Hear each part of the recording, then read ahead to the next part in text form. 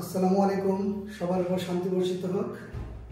আমি ডক্টর আব্দুল্লাহ মোমন, জীববিজ্ঞান দ্বিতীয় পত্রে দ্বিতীয় লেকচার নিয়ে তোমাদের সামনে আসলাম। গতদিন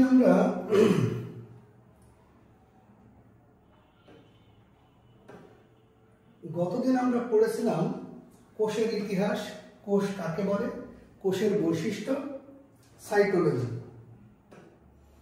আমরা জেনেছিলাম কোষের ইতিহাস, কোষের বৈশিষ্ট্য, সাইটোলজি। আজকে দ্বিতীয় লেকচারে যে বিষয়গুলো নিয়ে আমি আলোচনা করব, কোষের প্রকারভেদ, যেটা কাজের উপর ভিত্তি করে দেহকোষ এবং জনন কোষে ভাগ করা হয়েছে। একটা কোষের মধ্যে নিউক্লিয়াস সুগঠিত আছে কি নাই তার উপর ভিত্তি করে কোষটাকে দুইটা ভাগে ভাগ করেছে, একটা আদি কোষ আর একটা হলো প্রকৃত কোষ। আর একটা বিষয় নিয়ে আজকে আলোচনা করব, সেটা হলো এন্ডোসিম্বায়োসিস।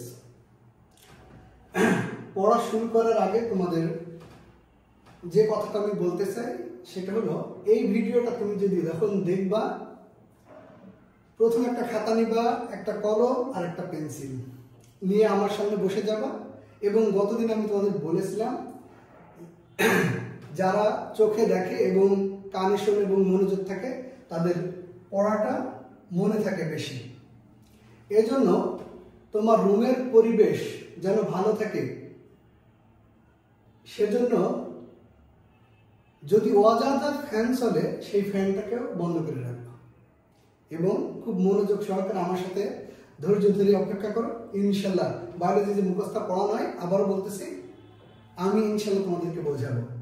আজকে যে বিষয় নিয়ে আমরা পড়াশোনা করবো সেটা হলো দেহকোষ ও জনন কোষ। প্রথমে আসবে হলো কোষের প্রকারভেদ। কোষের প্রকারভেদ 1 নম্বরে কাজের উপর ভিত্তি করে।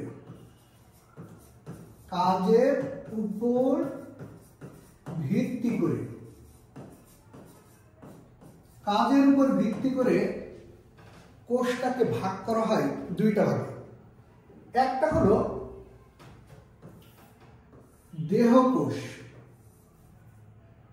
একটা হলো দেহকোষ, আর একটা হলো জনন কোষ। দেহকোষের মেডিকেল শব্দটা জানতে হবে, সোমাটিক সেল।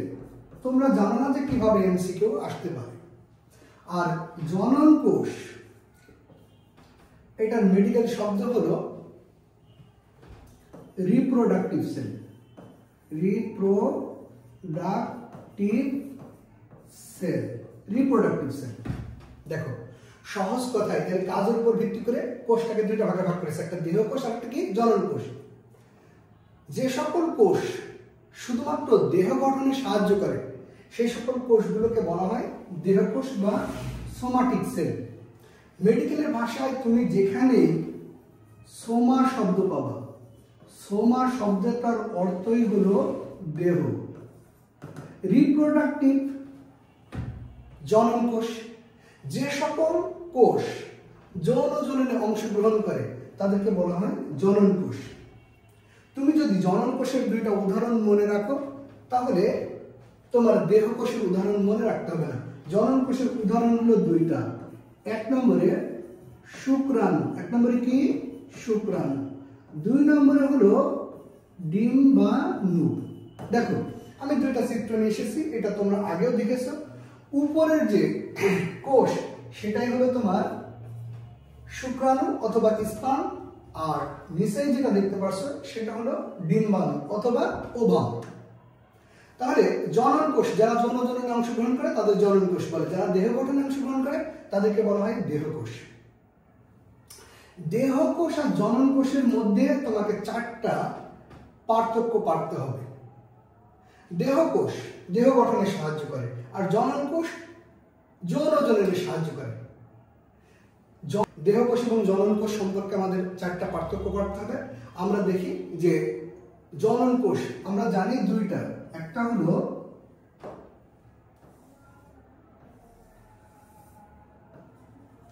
শুক্রাণু আর একটা হলো ডিম্বাণু। দেখো শুক্রাণু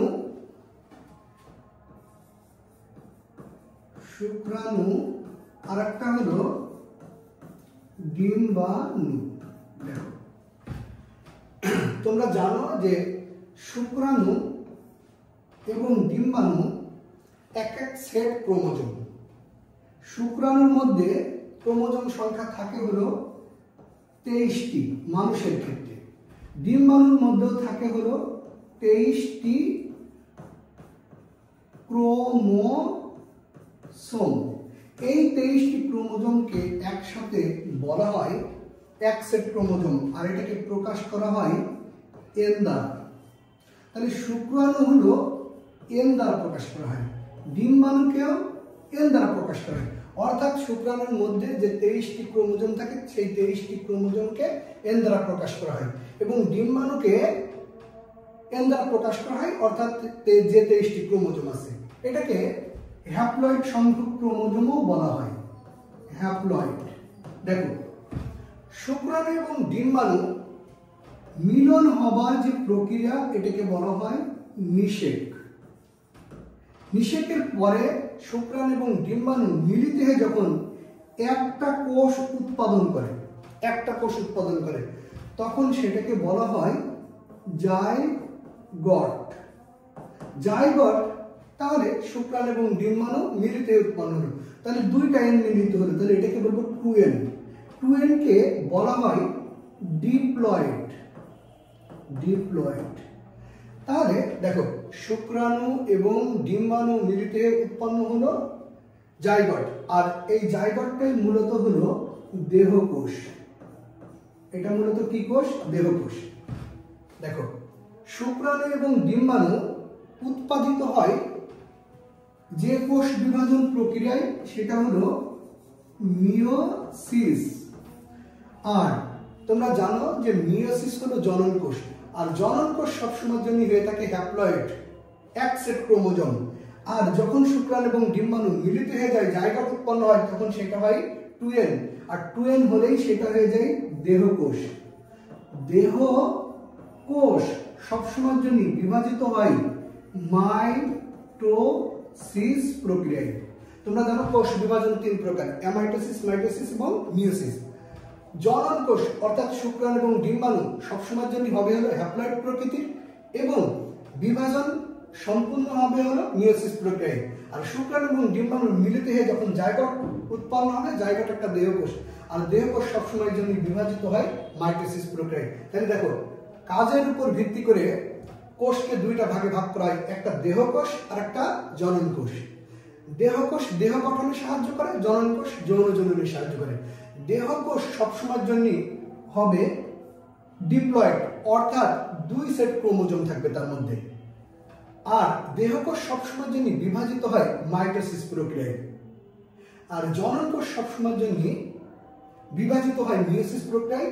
আর জনন কোষ অর্থাৎ শুক্রাণুর মধ্যে 23টি ক্রোমোজোম থাকে, এই 23টি ক্রোমোজোমকে একসাথে বলা হয় এক সেট ক্রোমোজোম। আর ডিম্বাণুর মধ্যে 23টি ক্রোমোজোম থাকে, যেটাকে বলা হয় এক সেট ক্রোমোজোম, যেটাকে এন অথবা হ্যাপ্লয়েড দ্বারা প্রকাশ করা হয়। এবং দেহকোষ দেহ গঠনে সাহায্য করে, আর জনন কোষ যৌন জননে সাহায্য করে। দেহকোষের উদাহরণ মনে রাখার দরকার নেই, যদি তুমি জনন কোষ মনে রাখো। জনন কোষের উদাহরণ দুইটা, শুক্রাণু এবং ডিম্বাণু। শুক্রাণু এবং ডিম্বাণু বাদ দিলে যত কোষ আছে সবগুলো কোষ হলো তোমার দেহকোষের উদাহরণ।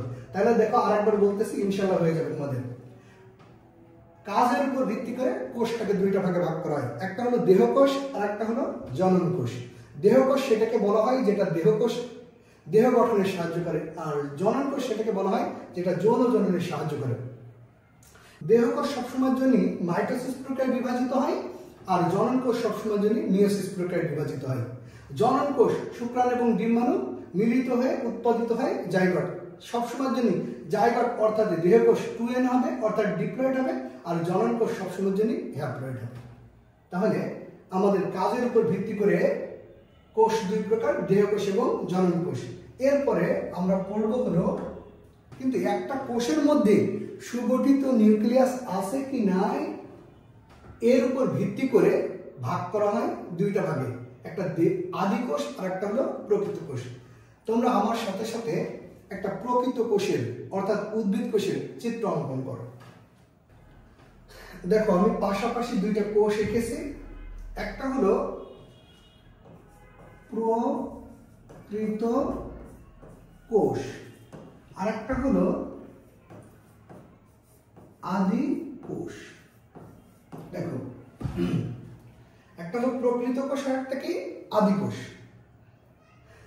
দেখো প্রকৃত কোষের মেডিকেল শব্দটার সাথে তোমাদের পরিচিত হতে হবে। প্রকৃত কোষ এটাকে বলা হয় ইউক্যারিওটিক সেল, এটাকে বলা হয় ইউক্যারিওটিক সেল। আর আদি কোষের মেডিকেলের শব্দের সাথে তোমাকে পরিচিত হতে হবে, এটার নাম হলো প্রোক্যারিওটিক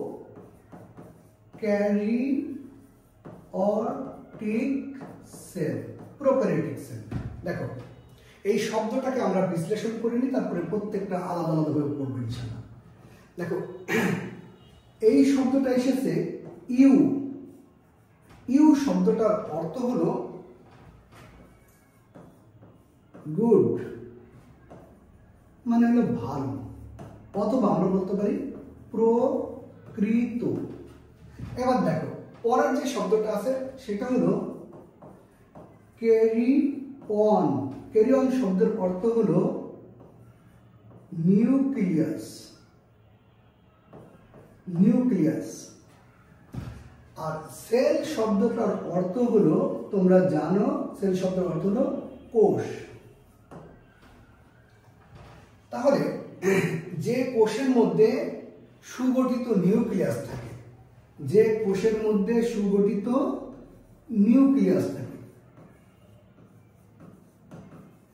যে কোষের মধ্যে সুগঠিত নিউক্লিয়াস থাকে তাকে বলা হয় তোমার প্রকৃত কোষ। যদি আর একটু বাড়তে বলি তাহলে যে কোষের মধ্যে সুগঠিত নিউক্লিয়াস সহ কোষের অন্য সকল উপাদান যেমন Golgi body, lysosome, ribosome, endoplasmic reticulum, chloroplast, কোষ গহ্বর সকল উপাদান বিদ্যমান থাকে সেটাকে বলা হয় তোমার ইউক্যারিওটিক সেল অথবা প্রকৃত কোষ। আর যে কোষের মধ্যে ডিএনএ অণু এবং কোষের অন্য কোনো উপাদান থাকে না, শুধুমাত্র রাইবোজোম থাকে, আবার বলতেছি দেখো প্রোক্যারিওটিক সেল বা আদি কোষ সেটাকে বলা হয় যে কোষের মধ্যে সুগঠিত কোনো নিউক্লিয়াস থাকে না, নিউক্লিয়াসের পরিবর্তে ডিএনএ অণু থাকে এবং রাইবোজোম ছাড়া অন্য কোনো অঙ্গাণু থাকে না, সেটাকে বলা হয় তোমার আদি কোষ অথবা প্রোক্যারিওটিক সেল। দেখো প্রোক্যারিওটিক সেল এই শব্দটাকে বিশ্লেষণ করলে প্রথম যে শব্দটা সেটা হলো প্রো শব্দের অর্থ হলো বিফোর শব্দের অর্থ হলো আগে অথবা আদি। আর ক্যারিয়ন শব্দের অর্থ তোমরা ইতিপূর্বে জেনেছো, ক্যারিয়ন শব্দের অর্থ হলো নিউক্লিয়াস। আর সেল শব্দের অর্থ তোমরা জানো কোষ। তাহলে যে কোষের মধ্যে আদি প্রকৃতির নিউক্লিয়াস থাকে, অর্থাৎ যে কোষের মধ্যে সুগঠিত নিউক্লিয়াস থাকে না, নিউক্লিয়াসের মধ্যে ডিএনএ অণুটা থাকে এবং রাইবোজোম ছাড়া অন্য কোনো উপাদান থাকে না, সেটাকে বলা হয় তোমার আদি কোষ। আমি দেখো আরেকবার বলতেছি, একটা কোষের নিউক্লিয়াস কেমন ভাবে আছে, সেটা সুগঠিত আছে কি নাই তার উপর ভিত্তি করে কোষটাকে দুইটা ভাগে ভাগ করা হয়। তোমরা জানো যে একটা আদর্শ নিউক্লিয়াসের 5টা অংশ থাকে। বাহিরের যে অংশ সেটার নাম হলো নিউক্লিয়ার মেমব্রেন।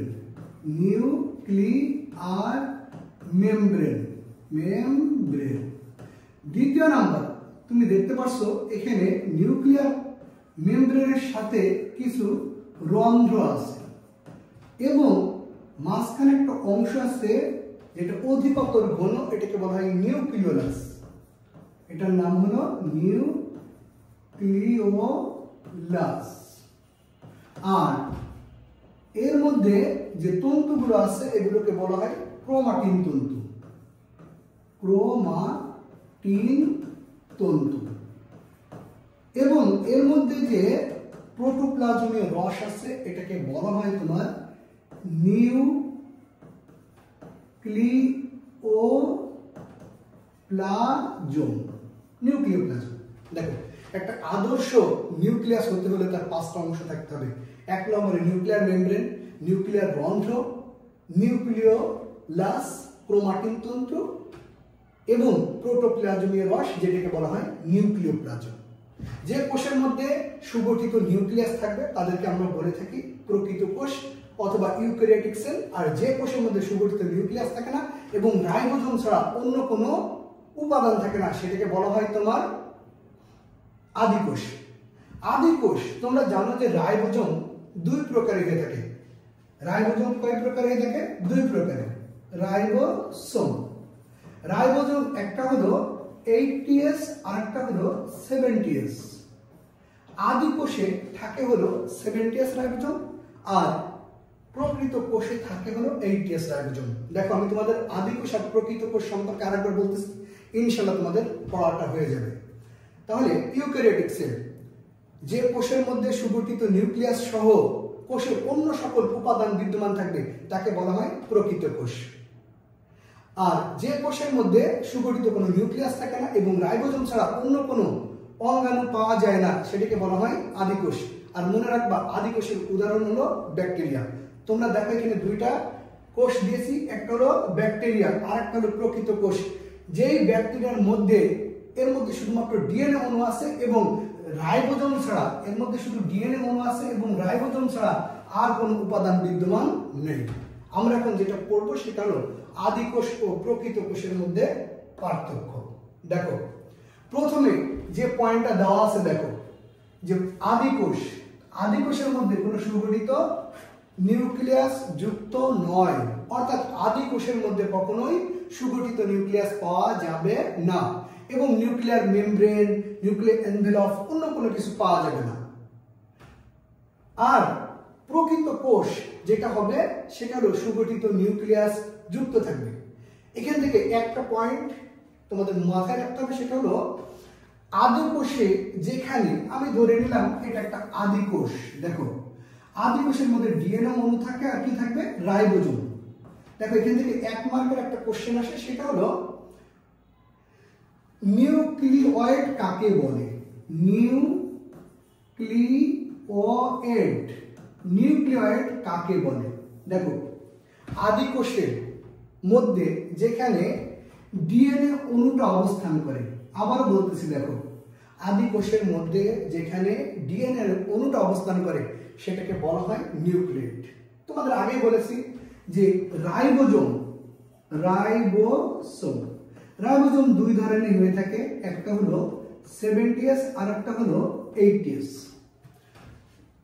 আদিকোষে 7ts রাইবোজোম থাকে আর প্রকৃত কোষে 8ts রাইবোজোম থাকে। এই এস হলো বিজ্ঞানী ভেদবার্গের নাম অনুসারে এটা এসেছে। বিজ্ঞানী ভেদবার্গ এই রাইবোজোম আবিষ্কার করে, ওনার নাম অনুসারে এই রাইবোজোমের ইউনিটটা দেওয়া হয়ে থাকে। এরপরে ডিএনএ, স্বাভাবিকভাবে আদিকোষের ডিএনএ যেটা দেখতে পারছো এই ডিএনএটা বৃত্তাকার, আর প্রকৃত কোষে যে ডিএনএ অণুটা থাকে সেটা হলো স্বাভাবিকভাবে এটা সূত্রাকার। দেখো ডিএনএ হবে বৃত্তাকার আর ডিএনএ হবে সূত্রাকার। তোমরা জানো যে কোষ বিভাজন 3 প্রকার, অ্যামাইটোসিস, মাইটোসিস এবং মিয়োসিস। আদিকোষ তুমি জানো সবথেকে নিম্নমানের কোষ বিভাজন হলো অ্যামাইটোসিস। আদিকোষ নিম্নমানের একটা কোষ। তাহলে আদিকোষ কোন প্রক্রিয়ায় বিভাজিত হয়? অ্যামাইটোসিস প্রক্রিয়ায় বিভাজিত হয়। আর প্রকৃত কোষ বিভাজিত হয় 2 ভাবে, মাইটোসিস এবং মিয়োসিস প্রক্রিয়ায়। তোমরা জানো যে শ্বসন 2 প্রকার। শ্বসন 2 প্রকার, একটা হলো সবাত শোষণ আর একটা হলো অবাত শোষণ। দেখো শোষণ সবাত, যে শোষণে সরল অক্সিজেনের প্রয়োজন পড়ে সেটাকে বলা হয় সবাত শোষণ, আর যেটাতে অক্সিজেনের প্রয়োজন পড়ে না সেটাকে বলা হয় তোমার অবাত শোষণ। আদি কোষ নিম্ন প্রকৃতির কোষ, আদি কোষে যা ঘটে থাকে সবকিছুই নিম্নমানের শোষণ। তাহলে আদি কোষে যে শোষণটা সম্পূর্ণ হয় সেটা হলো অবাত শোষণ, আর প্রকৃত কোষে যে শোষণটা সম্পূর্ণ হয় সেটা হলো সবাত শোষণ। দেখো তোমরা দেখেছিলা কোষের এখানে বা কোষের মধ্যে সাইটোস্কেলিটন অর্থাৎ কোষীয় কঙ্কাল, মাইক্রোটিউবিউলস, মাইক্রোফিলামেন্ট, ইন্টারমিডিয়েট ফিলামেন্ট। আমি ইতিপূর্বে তোমাদের বলেছি যে আদি কোষে রাইবোজোম ছাড়া আর অন্য কোনো উপাদান থাকে না, তাহলে কোষীয় কঙ্কাল কেন থাকবে, সাইটোস্কেলিটন কেন থাকবে? সাইটোস্কেলিটন কয়টা? তিনটা, মাইক্রোটিউবিউলস, মাইক্রোফিলামেন্ট, ইন্টারমিডিয়েট ফিলামেন্ট। অর্থাৎ কোষীয় কঙ্কাল আদি কোষে থাকে না, প্রকৃত কোষে থাকে। এবার দেখো পরের যে পয়েন্টটা, অপেরণ। অপেরণ কাকে বলে? অপেরণ আদি কোষে জিন প্রকাশের একককে বলা হয় অপেরণ, যেটা আদি কোষে থাকে আর প্রকৃত কোষে থাকে না। তোমরা জানো যে প্রকৃত কোষে জিন প্রকাশের এককের জন্য যেটা রয়েছে সেটা হলো ডিএনএ অণু রয়েছে, এই জন্য অপেরণ থাকার কোনো প্রয়োজন পড়ে না। এবার দেখো আদি কোষের ক্ষেত্রে ট্রান্সক্রিপশনের সাথে সাথে ট্রান্সলেশন শুরু হয়, আর ট্রান্সক্রিপশনের পর ট্রান্সলেশন বেশ বিলম্বে শুরু হয়। এখান থেকে তিনটা পয়েন্ট তোমাদের মাথায় নিতে হবে। দেখো এক নম্বরে ডিএনএ থেকে ডিএনএ উৎপন্ন হয়, এটাকে বলা হয় রেপ্লিকেশন। রেপ্লিকেশন রেপ্লিকেশন ডিএনএ থেকে উৎপাদিত হয় আরএনএ অণু, এটাকে বলা হয় ট্রান্সক্রিপশন। এটাকে বলা হয় ট্রান্সক্রিপশন। আর আরএনএ থেকে উৎপাদিত হয় প্রোটিন, যেটাকে বলা হয় ট্রান্সলেশন। দেখো এখানে যে পয়েন্টটা বলতেছে যে ট্রান্সক্রিপশনের সাথে সাথেই ট্রান্সলেশন শুরু হয় কার ক্ষেত্রে? আদি কোষে। অর্থাৎ ডিএনএ থেকে আরএনএ উৎপাদিত হওয়ার সাথে সাথেই তোমার প্রোটিন উৎপাদন শুরু হয়ে যায় কার ক্ষেত্রে? আদি কোষের ক্ষেত্রে। কিন্তু প্রকৃত কোষের ক্ষেত্রে দেখা যায় যে ডিএনএ থেকে আরএনএ উৎপাদিত হবার পরে কিছু সময় পরে বা বিলম্বে প্রোটিন উৎপাদন শুরু হয়। তাহলে এখান থেকে তোমাকে যে পয়েন্টগুলো মনে রাখতে হবে, অ্যাটলিস্ট 8টা পয়েন্ট মনে রাখতে হবে। এক নম্বর দেখো আমি আরেকবার রিপিট করতেছি, তোমাদের হয়ে যাবে ইনশাআল্লাহ। আদি কোষ এবং প্রকৃত কোষ।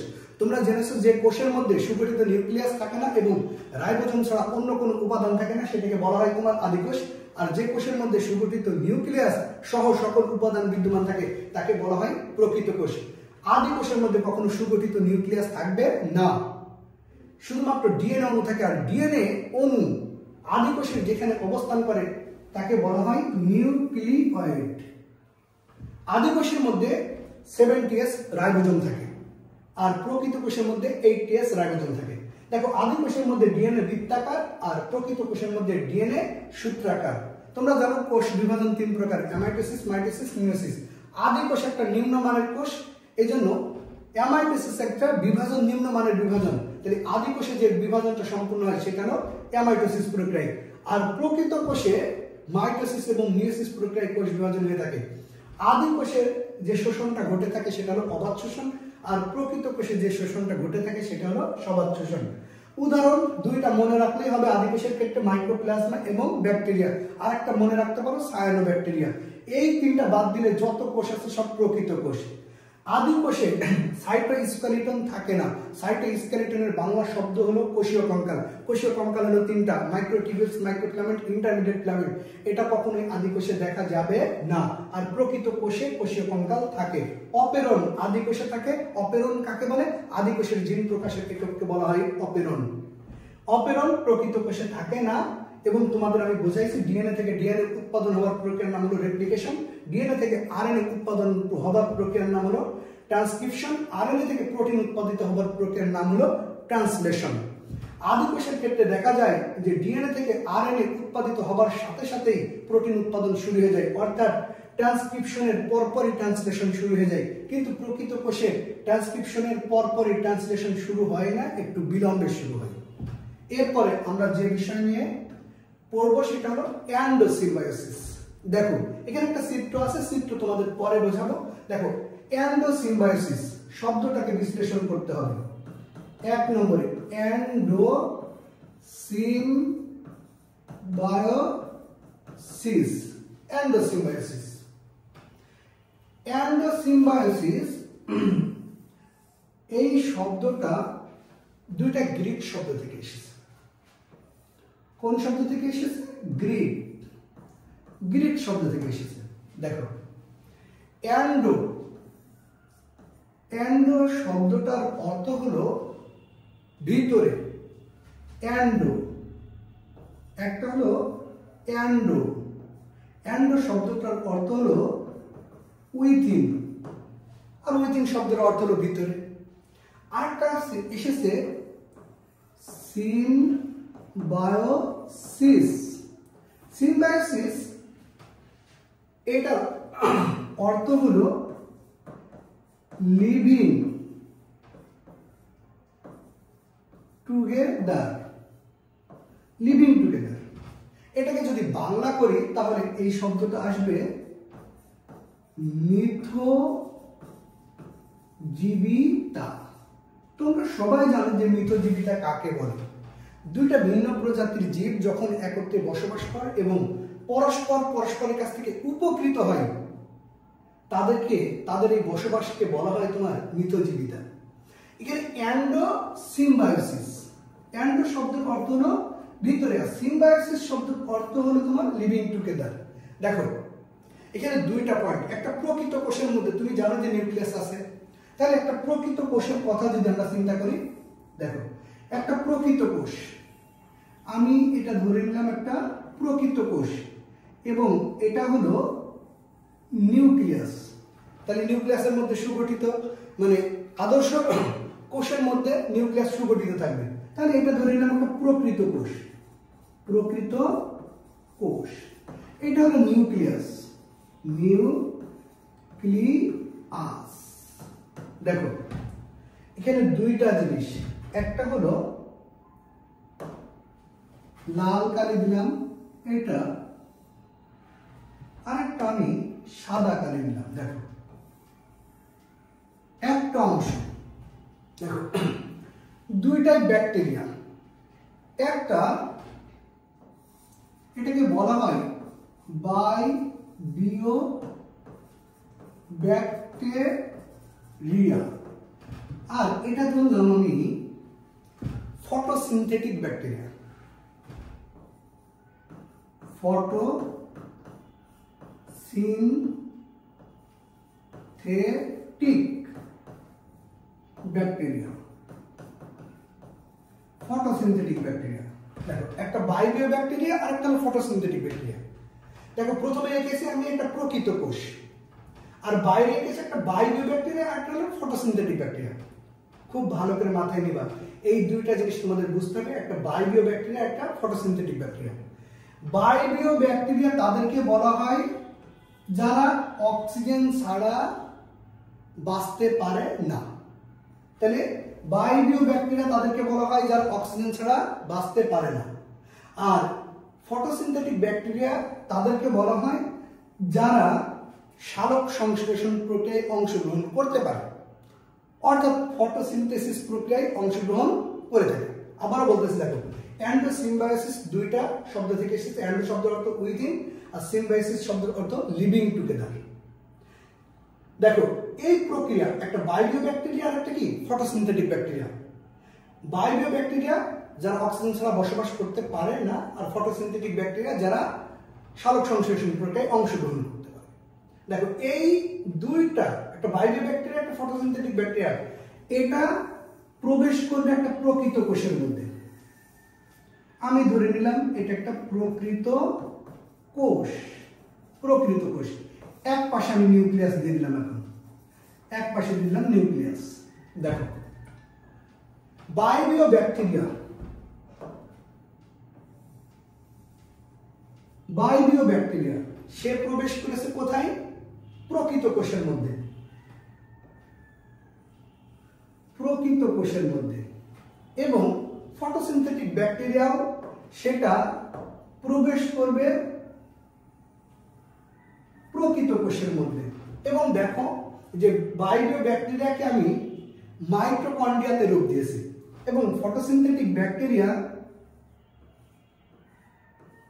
এটা ক্লোরোপ্লাস্টে রূপ দিয়েছি। দেখো ক্লোরোপ্লাস্ট, দেখো বাইরেও এবং ফটোসিনথেটিক ব্যাকটেরিয়া কোনো একটি প্রকৃত কোষের মধ্যে প্রবেশ করার পরে যদি টিকে থাকতে পারে, তাদের এই টিকে থাকার যে প্রক্রিয়া সেটাকে বলা হয় এন্ডোসিম্বায়োসিস। দেখো এন্ডো শব্দের অর্থ ভিতরে, লিভিং টুগেদার। সিম্বায়োসিস শব্দের অর্থ কি? Living together. তাহলে এন্ডো শব্দের অর্থ ভিতরে। বাইরে এবং ফটোসিনথেটিক ব্যাকটেরিয়া কোথায় প্রবেশ করলো? দুটাই ভিতরে প্রবেশ করলো। প্রবেশ করার পরে যদি প্রকৃত কোষের সাথে একসাথে বসবাস করে এবং বাইরে এবং ফটোসিনথেটিক ব্যাকটেরিয়া যদি নিজেদেরকে টিকায় রাখতে পারে, এই প্রক্রিয়াটাকে বলা হয় এন্ডোসিম্বায়োসিস।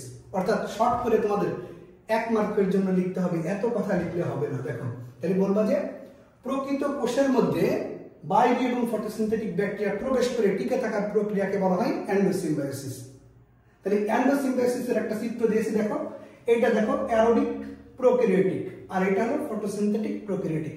দেখো একটা হলো বাইরে ব্যাকটেরিয়া আর একটা কি ফটোসিনথেটিক ব্যাকটেরিয়া, দুটাই প্রবেশ করেছে। দেখো প্রকৃত কোষের মধ্যে প্রকৃত কোষের মধ্যে প্রবেশ করার পরে যেটা বাইরে ব্যাকটেরিয়া সেটা হলো মাইটোকন্ড্রিয়াতে পরিণত হয় এবং ফটোসিনথেটিক ব্যাকটেরিয়া তোমার ক্লোরোপ্লাস্টে পরিণত হয়। এটাকে বলা হয় তোমার থিওরি, এটা আসলে প্রমাণিত কোনো কিছু না। তোমরা একটু মাথায় রাখবা যে শুধু এন্ডোসিম্বায়োসিস জিনিসটা কি অথবা এন্ডোসিম্বায়োসিস কাকে বলে। তাহলে প্রকৃত কোষের মধ্যে বাইরে এবং ফটোসিনথেটিক ব্যাকটেরিয়া প্রবেশ করে টিকে থাকার প্রক্রিয়াকে বলা হয় তোমার এন্ডোসিম্বায়োসিস। এবং অনেকের মতে বাইরে ব্যাকটেরিয়া প্রকৃত কোষে প্রবেশ করার পরে সেটা পরিণত হয় মাইটোকন্ড্রিয়াতে। সেটা পরিণত হয় কিসে? মাইটোকন্ড্রিয়াতে।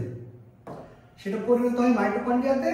আর ফটোসিনথেটিক ব্যাকটেরিয়া প্রকৃত কোষে প্রবেশ করার পরে পরিণত হয় ক্লোরোপ্লাস্টে অনেকের মতে।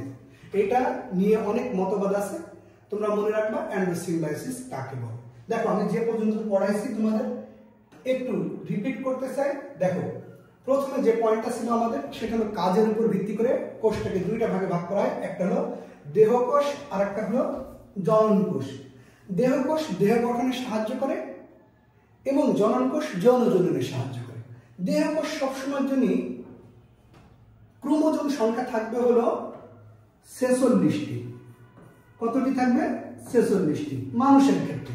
এবং এরা সবসময়ের জন্য হবে ডিপ্লয়েড প্রকৃতির। আর জনন কোষ তোমরা জানো যে শুক্রাণু এবং ডিম্বাণু এই দুইটা হলো জনন কোষ, আর এরা সবসময়ের জন্য হয় হলো হ্যাপ্লয়েড প্রকৃতির। অর্থাৎ শুক্রাণুর মধ্যে এক সেট ক্রোমোজোম থাকবে যেটা 23টি এবং ডিম্বাণুর মধ্যে এক সেট ক্রোমোজোম থাকবে যেটা হলো 23টি। আর এরা সবসময়ের জন্য উৎপাদিত হবে মিয়োসিস প্রক্রিয়ায়। আর জনন কোষের উদাহরণই হলো দুইটা, শুক্রাণু এবং ডিম্বাণু। দেখো দ্বিতীয় নাম্বার পয়েন্ট আমি বলেছি আদি কোষ এবং প্রকৃত কোষ। যে কোষের মধ্যে সুগঠিত নিউক্লিয়াস থাকে না এবং রাইবোজোম ছাড়া অন্য কোনো উপাদান পাওয়া যায় না তাকে বলা হয় তোমার আদি কোষ। আর যে কোষের মধ্যে সুগঠিত নিউক্লিয়াস থাকে, আমি তোমাদের বলেছি সুগঠিত নিউক্লিয়াস হতে হলে তার 5টা জিনিস থাকতে হবে। 1 নম্বরে নিউক্লিয়ার মেমব্রেন, ক্রোমাটিন তন্তু, নিউক্লিয়ার রন্ধ্র, নিউক্লিওলাস এবং নিউক্লিওপ্লাজম। এই 5টা উপাদান থাকলে সেটাকে আমরা বলে থাকি আদর্শ নিউক্লিয়াস। এই আদর্শ নিউক্লিয়াস উপস্থিত থাকবে প্রকৃত কোষে, আদি কোষে পাওয়া যাবে না। এরপর আমি তোমাদের বলেছি আদি কোষ এবং প্রকৃত কোষের মধ্যে পার্থক্য, এটা 3 মার্কের জন্য আসবে তোমাদের এবং পারতে হবে। দেখো আদি কোষ সেটা যার মধ্যে সুগঠিত কোনো নিউক্লিয়াস থাকে না এবং নিউক্লিয়ার মেমব্রেন বা এনভেলপও থাকে না। আর সুগঠিত নিউক্লিয়াস যুক্ত থাকবে প্রকৃত কোষে। এবং আদি কোষে যেখানে নিউক্লিয়াসের পরিবর্তে ডিএনএ অণু থাকে সেই অংশটাকে বলা হয় নিউক্লিয়েট। এবং আদি কোষের ডিএনএ অণু থাকবে বৃত্তাকার আর প্রকৃত কোষে ডিএনএ অণু থাকবে সূত্রাকার। আদি কোষ সবসময়ের জন্য বিভাজিত হয় অ্যামাইটোসিস প্রক্রিয়ায়। মনে রাখবে অ্যামাইটোসিস নিম্নমানের কোষ বিভাজন, আদি কোষ একটা নিম্নমানের কোষ। তাহলে সবসময়ের জন্য কোন প্রক্রিয়া বিভাজিত হবে? অ্যামাইটোসিস। আর ওইটা মাইটোসিস এবং মিয়োসিস প্রক্রিয়া। আদি কোষ সবসময়ের জন্য যে শোষণটা ঘটে থাকে সেটা হলো অবাধ শোষণ, আর প্রকৃত কোষে যে শোষণটা ঘটে থাকে সেটাকে বলা হয় সবাধ শোষণ। আদি কোষের দুইটা উদাহরণ মনে রাখলে হবে, মাইক্রোপ্লাজমা ব্যাকটেরিয়া, আর একটা যদি মনে রাখো তাহলে সায়ানোব্যাকটেরিয়া। আর প্রকৃত কোষের উদাহরণ এই তিনটা বাদ দিলে যত কোষ আছে সবই প্রকৃত কোষ। দেখো আদি কোষের মধ্যে কোষীয় কঙ্কাল অর্থাৎ সাইটোস্কেলেটন তিনটা উপাদান, মাইক্রোটিবিউলস, মাইক্রোফিলামেন্ট, ইন্টারমিডিয়েট ফিলামেন্ট, এটা কখনোই আদি কোষে থাকে না। আর প্রকৃত কোষে কোষীয় কঙ্কাল থাকে।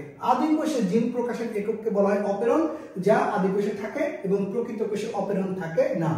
আমি তোমাদের বারবার করে বলেছি, আদি কোষে ট্রান্সক্রিপশনের পরপরই ট্রান্সলেশন শুরু হয়ে যায়, অর্থাৎ ডিএনএ থেকে আরএনএ উৎপাদিত হবার সাথে সাথে আরএনএ প্রোটিন উৎপাদন শুরু করে দেয়।